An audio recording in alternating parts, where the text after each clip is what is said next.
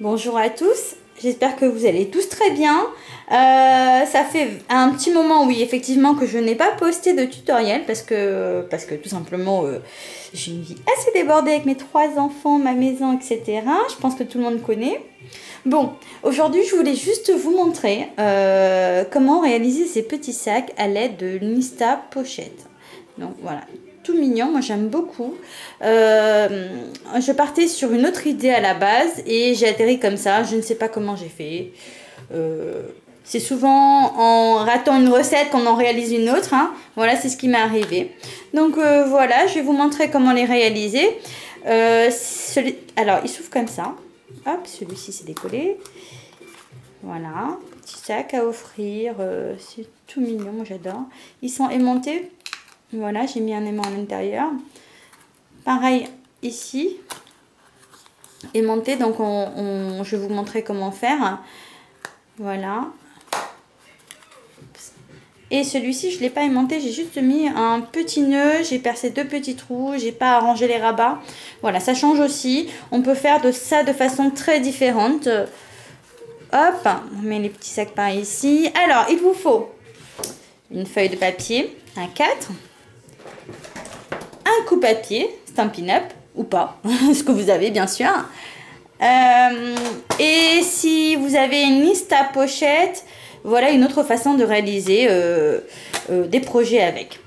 Alors, votre papier doit mesurer, pour réaliser ce projet-là, 12 cm sur tout le long, comme ça on va couper à 12. Voilà. Par 22. Donc, hop, je vais y arriver. Voilà. Donc, ça fait des petites boîtes sympas à offrir pour vos décorations de table, pour faire thèmes différents. Donc, l'Insta Pochette. Hop. On va venir se placer sur la première ligne, là, le side, la première ligne d'ici, là. Et on va se servir que du side, pardon. Donc, on va se placer sur cette ligne de repère. On va clipser. Là, je suis trop loin.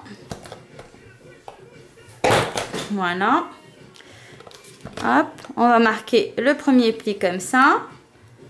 Et le second de ce côté-là, comme pour faire une pochette normale. Sauf qu'au lieu de se mettre sur le S ou sur le M ou le L pour faire une pochette plus grande, on va tout simplement se déplacer la petite languette qui est là jusqu'à notre petit trait qu'on a déjà fait ici. Voilà, pour que ça puisse aller. On va venir puncher. Je vais y arriver. Je suis trop loin en fait. La caméra qui me gêne. J'ai pas encore trouvé un autre système pour la mettre autre part. Donc voilà.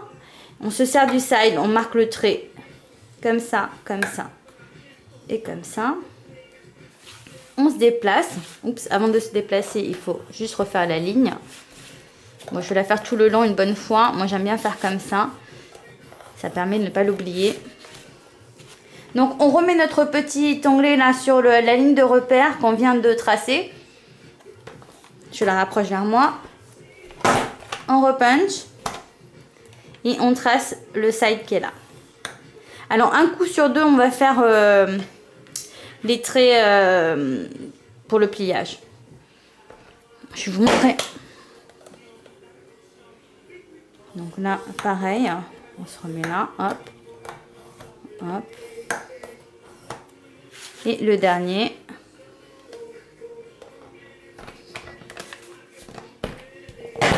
Voilà. Donc voici ce qu'on obtient. Je n'ai fait ça qu'avec le...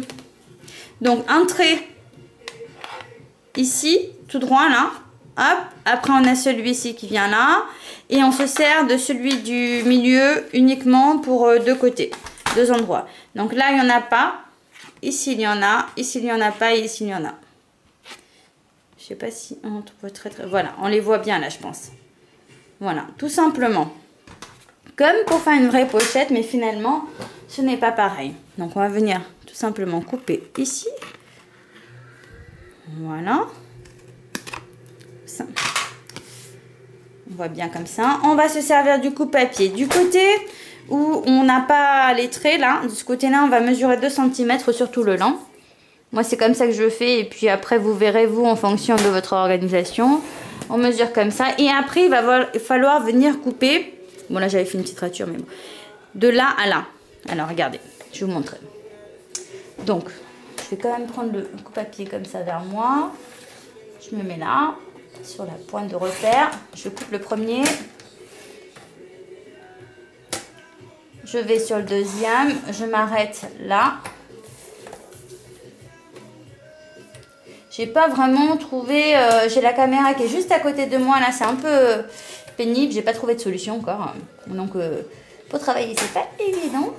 Mais c'est pas grave, c'est juste pour vous montrer. Voilà. Voici ce qu'on obtient.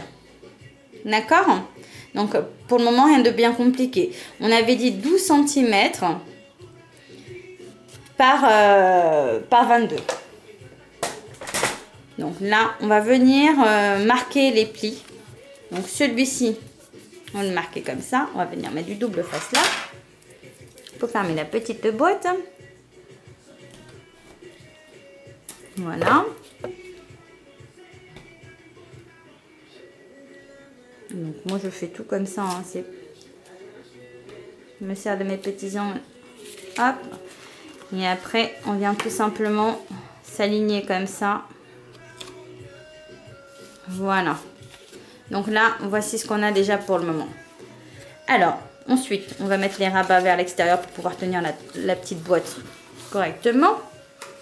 On rabat deux là. Et comme ça. On va le fermer comme ça. Alors, premier temps. On va venir mettre le double face à ce niveau-là. Alors moi j'ai tendance à le déchirer à la main parce que je trouve qu'il se coupe facilement celui-ci, contrairement aux autres. Hop. On va venir enlever... je vois pas très bien. Il fait sombre aujourd'hui. Il fait pas très très beau. C'est un temps à scraper, dis donc. C'est pourquoi toujours quand on s'organise comme ça. Alors là, on va bien venir se positionner. Hop. On va le retourner afin de le bloquer dans le fond. Et on recommence l'opération. Ouais, ça c'est parce que je ne l'ai pas frotté au plioir avant de le décaler. Hop, encore un. Il va en manquer un de ce côté-là. Vous allez voir, c'est super simple en fait à faire. Et puis pour celles qui ont liste à pochette, c'est bien de pouvoir se servir de liste à pochette autrement que de faire des pochettes uniquement. Voilà. Donc là, on a déjà le départ. Ce qui va se passer, c'est qu'on va venir le poser comme ça. Il y a les plis qui vont se marquer automatiquement, tout seul. Si toutefois, vous désirez mettre un aimant comme ici on ne voit pas les rabats. J'ai tout simplement mis un aimant. Alors, comme ici, ça fait 5 cm, je l'ai mis au milieu là, à 2,5. Et là, ça fait 2 cm, donc un de la hauteur. On met le premier aimant ici, comme ça. On vient se positionner comme ça. Moi, ce que je fais, c'est que je colle le deuxième ici. Je viens le rabattre comme ça. Alors, vous avez la solution soit de le laisser comme ça du coup, soit une fois que vous avez récupéré votre aimant sur ce côté-là, vous le collez aussi à l'intérieur. Et ça va se clipser tout seul. Donc, vous pouvez gaufrer votre petite boîte avant pour obtenir vraiment... Alors, moi ici, j'ai gaufré uniquement les côtés là. Pour cela, je me suis tout simplement servi de cette partie-là que j'ai découpée après au ciseau. Donc voilà, moi j'aime bien. Je ne sais pas ce que vous en pensez. Donc effectivement, vous pouvez faire soit les rabats à l'intérieur. Moi j'aime bien. Celui-ci, je l'ai gaufré avec le plioir matelassé là. Attends, je vous la porte avec celui-ci. Je l'adore. Il est trop beau. Donc voilà, ça rend pas mal. Hein. Et le bleu là, je l'ai tout simplement... Alors je n'ai pas fermé... j'ai tout simplement percé 2 trous là. Avant, je me suis servi de l'insta enveloppe pour arrondir les angles. L'insta enveloppe, il y a de quoi arrondir les angles pour ceux qui n'ont pas de perforatrice. Donc voilà, c'est hyper simple. Vous pouvez soit donc le mettre à l'intérieur de cette façon-là avec l'attache parisienne, avec l'aimant, soit comme ça aussi, ça peut être pas mal. Voilà. Les bandes de papier pour les anses, elles font alors 5, 6, 7, 0,7 par 14,85. Donc c'est un 0,7 par 14,85, donc c'est tout fin, d'accord. Et on vient tout simplement, on s'amuse d'abord à arrondir et on vient tout simplement coller comme ça, derrière, sur les côtés, où vous avez envie, d'accord. Bon, j'espère que ce petit tutoriel vous plaira.